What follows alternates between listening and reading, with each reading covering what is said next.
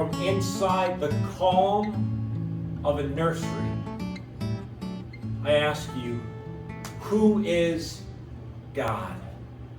How can we ever comprehend the majesty and the beauty of the God who created us and who makes himself known? Today, I want to focus in on a tree that is often used for building projects, an acacia tree, and in particular, acacia wood. If you turn and read in Exodus chapter 25, Moses receives the instruction and shares it with the Levites to build out of acacia wood something called the Ark of the Covenant. The Ark of the Covenant is going to be this incredibly special and unique object which will play the central role for the Old Testament Israelites in their worship. And what made the Ark of the Covenant so special is that God chose this object as the place in which his glory and his presence would descend. His presence.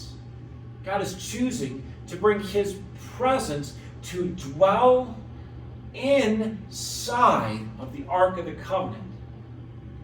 Inside of this community that is going to be inside of the tent as they're traveling from place to place, and eventually the Ark of the Covenant would be brought inside of the temple. The glory of God, the presence of God in the Ark in the temple.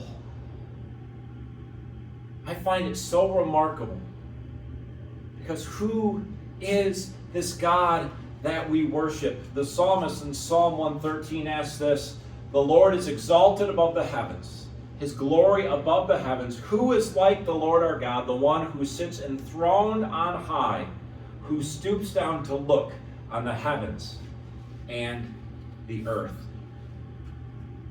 The acacia tree is a hardwood, and it's what God chose for that ark to be made. Now I'm here next to for you to picture how big was the ark.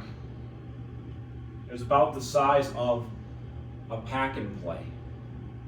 And the Israelites, they would place the Ten Commandments, and they would place that staff that we see earlier in the book of Exodus inside of the ark. And that was a sign to them that God dwelt among them. Now we might take that for granted. Hey, Christmas, Emmanuel.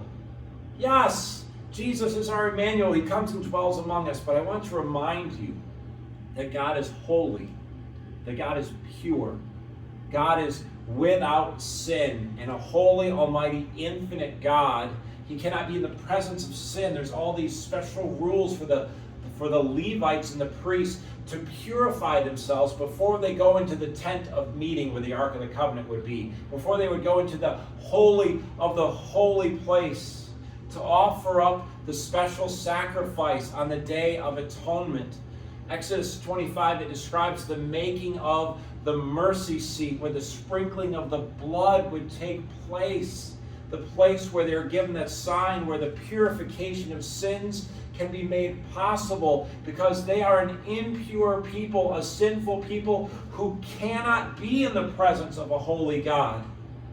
And that's what's remarkable about the Ark of the Covenant made of acacia wood, that God, by his grace, would still choose to dwell amongst a grumbling, roving, complaining Israelite people. Why? Because the God who created the heavens and the earth said, you know what, you are mine. You are my people, and I will dwell among you. Acacia trees and acacia woods, and an object about this size. They are reminders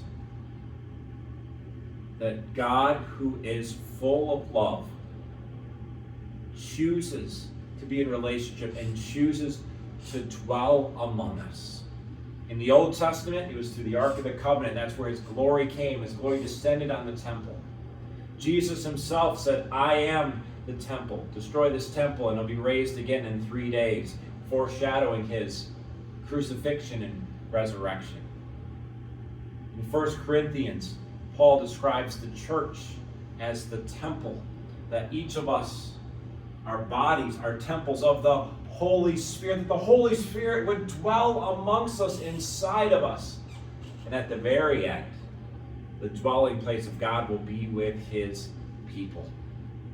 Those are the future promises that we're reminded of when we see something like an acacia tree or a hardwood box that someone can make.